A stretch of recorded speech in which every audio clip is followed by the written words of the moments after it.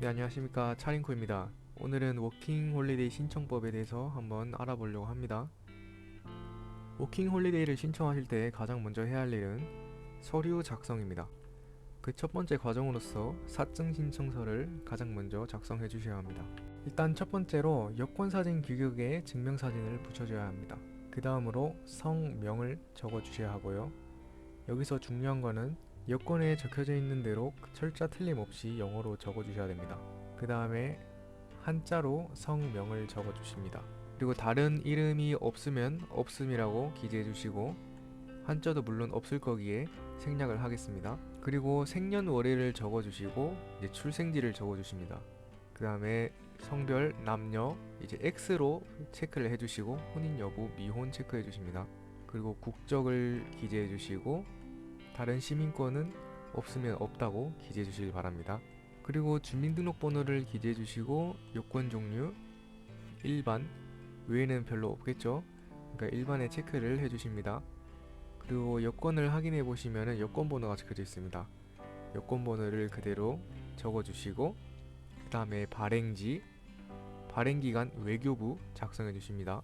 그리고 발행일, 만기일 이것도 여권에 기재되어 있으니 확인 한번 해주시고 그대로 적어주시면 됩니다.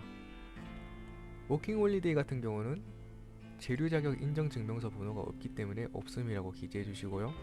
체류자격, 방일 목적은 워킹홀리데이라고 작성해 주십니다. 워킹홀리데이는 체류 예정기간이 1년이기에 1년이라고 작성해 주십니다. 일본 입국 예정일 같은 경우는 정확하지 않아도 되는 걸로 제가 느끼고 있습니다. 제가 여기에서는 6월 1일이라고 적어놨는데 6월 1일에 하지 않았습니다. 그리고 입국항 적어주시고 저 같은 경우는 오키나와에 갔기 때문에 나하공항이라고 기재를 했습니다. 뭐 보통 같은 경우는 뭐 후쿠오카나 간사이 국제공항, 하네다 나리타, 홋카이도의 신치토세 공항이 되겠지요.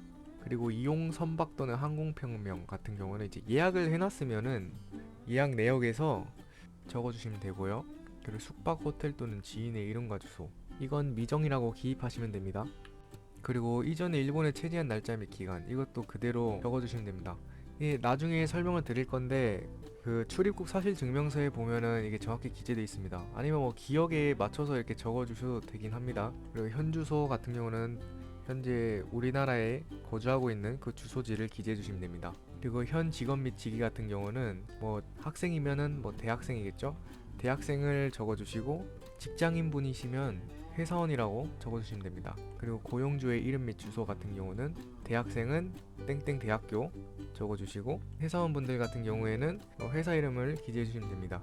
그리고 회사의 전화번호 그리고 회사 주소 뭐 대학 같은 경우는 대학의 전화번호 대학의 주소 적어주시면 되겠고요. 자, 두 번째 페이지입니다.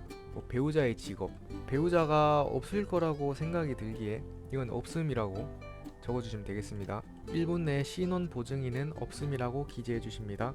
워킹 홀리데이는 신원 보증이 필요가 없다고 합니다. 그리고 이제 다 스킵을 한 다음에 밑에 보면은 해당하는 곳에 표시를 해주십시오. 여기서 얘가 하나도 있으면 안 되겠죠?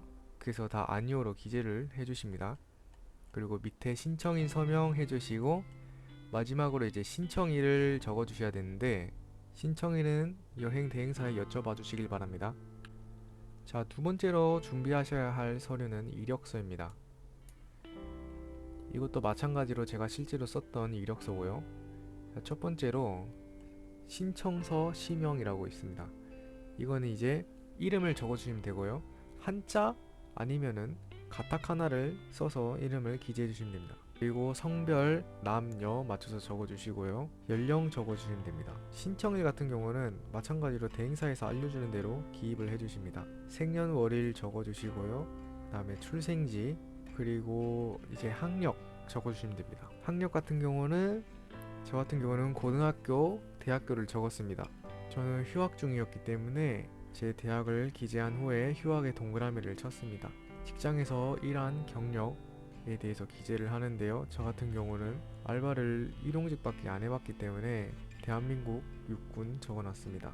그리고 일본에 체제한 이력이 있으면은 기재를 해주십니다. 저 같은 경우는 3회 이상의 여행을 갔었는데 칸에 다 안 맞춰질 것 같아서 최근에 간 여행 3개만 적었습니다.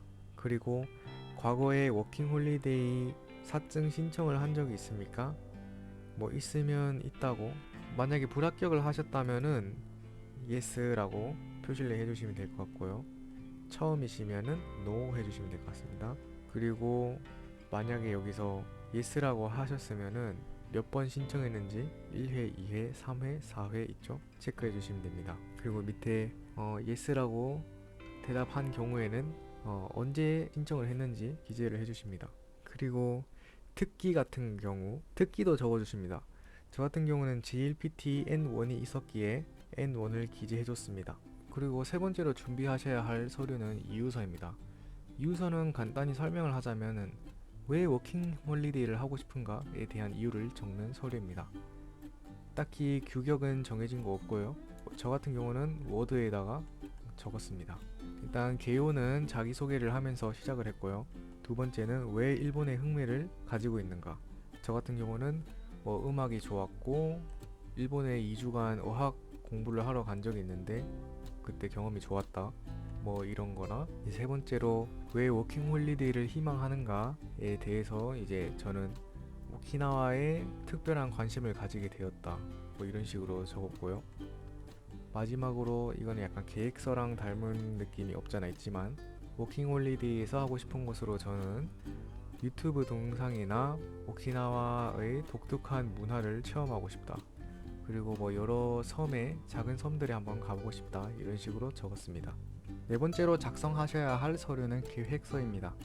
계획서는 정말 말 그대로 워킹 홀리데이에서 뭘 하고 싶은가에 대해서 적는 서류입니다. 이것도 딱히 규격이 없고요. 저 같은 경우는 마찬가지로 워드에 적었습니다. 첫 번째로 자기소개를 했고요. 그 다음에 저는 이렇게 표를 만들어서 1년간의 목표, 그 다음에 분기마다 3개월마다 이렇게 나눠서 뭘 할지 이렇게 적었습니다. 어떻게 적었는지 설명을 드리고자 하면은 1년간의 목표, 오키나와의 요나구니 섬, 미야코 섬, 이시가키 섬에 가본다, 구석구석 가보겠다, 유튜브를 찍겠다 가 있고요. 7월에서 9월에는 오키나와 남부, 10월에서 12월에는 오키나와 북부, 1월에서 3월에는 미야코 섬에서 1개월간 살기, 이시가키 섬이나 요나구니 섬에 작은 섬에 방문해보기, 그리고 4월에서 6월에는 오키나와에서 살면서 쌓은 경험을 바탕으로 자전거로 오키나와 본토를 한 바퀴 돌겠다, 이런 식으로 적었습니다. 다음 작성하셔야 할 서류로 조사표가 있습니다. 조사표는 그렇게 딱히 복잡하지 않은데요. 그냥 질문에 대해서 답만 하시면 됩니다. 첫 번째 질문, 한일 워킹 홀리데이 제도를 숙지하셨습니까? 2번, 한일 워킹 홀리데이 제도의 취지나 치료 제한에 대해서 이해하고 동의하십니까? 세 번째, 당신의 주된 방일 목적은 무엇입니까? 네 번째, 일본에 대하여 취로하는 것은 예정이 되어 있습니까? 이 네 번째 질문에 대하여서는 아니다라고 대답을 해주시면 됩니다. 그리고 5번, 6번, 7번은 스킵을 하십니다. 그리고 마지막에 서명과 기입 날짜를 적어주시면 됩니다. 여기도 마찬가지로 기입 날짜는 여행사에 여쭤보면 되겠습니다. 이제 온라인으로 발급받을 수 있는 서류들만 남았습니다. 처음으로 기본증명서를 한번 발급받아 보겠습니다. 구글에 검색하신 후 홈페이지에 들어가서 본인 인증을 맞춰주시고요. 본인, 기본증명서, 여기서 상세증명서입니다. 그 다음에 전부 공개, 직접 인쇄, 그리고 마지막으로 해외 제출을 눌러주십니다. 두 번째로는 주민등록 초본을 뽑아보겠습니다. 마찬가지로 주민등록 초본이라고 검색을 해주시고요. 네, 발급하기 버튼을 눌러주십니다. 그 다음에 본인 인증을 마친 뒤 주민등록표 초본 발급을 눌러주십니다. 그리고 본인 주소 해주시고 발급 형태 전체 발급, 온라인 발급 해주시면 됩니다. 학력 증명서 같은 경우는 제가 한국에서 대학을 다니고 있지 않기 때문에 자세히 모르겠습니다. 하지만 학력 증명서랑 졸업 증명서 이 둘 중 하나의 서류로 해결이 가능합니다. 그리고 마지막으로 출입국 사실 증명서를 발급받아 보도록 하겠습니다. 출입국 사실 증명서라고 검색을 해주시고요. 정부24 들어가서 발급받기를 받고 본인 인증을 해주십니다. 본인 인증을 마친 후 시작일과 종료일은 생일과 어제 날짜를 넣어주시고 이런 식으로 체크를 해주시면 됩니다. 그리고 잔고증명서 같은 경우는 280만원 이상의 잔고증명서를 발급받으시면 됩니다.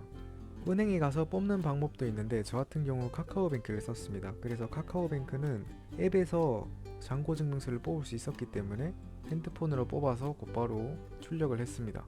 그리고 여권 복사본을 준비해 주시고요. 여기서부터는 해당자만 제출하는 서류입니다. 첫 번째는 병역증명서입니다. 병역증명서 같은 경우는 주민등록 초본에 기재가 되어 있는 경우가 있습니다. 이럴 경우에는 서류를 제출 안 하셔도 됩니다. 그리고 만약에 일본어 능력 입증 자료가 있다면은 같이 서류로 포함해 주시길 바랍니다. 그리고 마지막으로 체크리스트를 사용해서 미비된 서류가 없는지 확인을 한번 해주십니다. 그러고 난 후 이 체크리스트 서류도 같이 동봉해서 준비를 해줍니다. 이렇게 모든 서류가 다 준비됐다면 대사관이 지정해준 대리기관에 제출을 하면 됩니다. 대리기관 같은 경우는 서울에 있는 영사부가 지정해주는 대리기관, 부산에 있는 영사관이 지정해주는 대리기관, 제주도에 있는 영사관이 지정해주는 대리기관이 다 따로이기 때문에 잘 확인하신 후 신청을 해주시면 좋을 것 같습니다.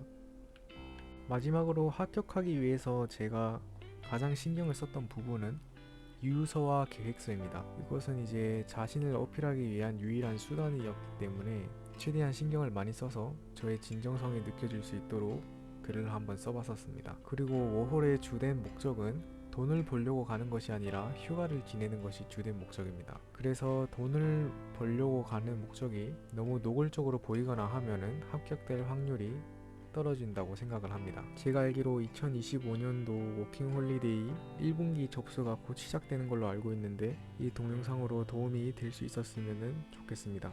여러분들 워킹홀리데이 합격해서 다양한 경험과 추억을 쌓을 수 있길 빕니다.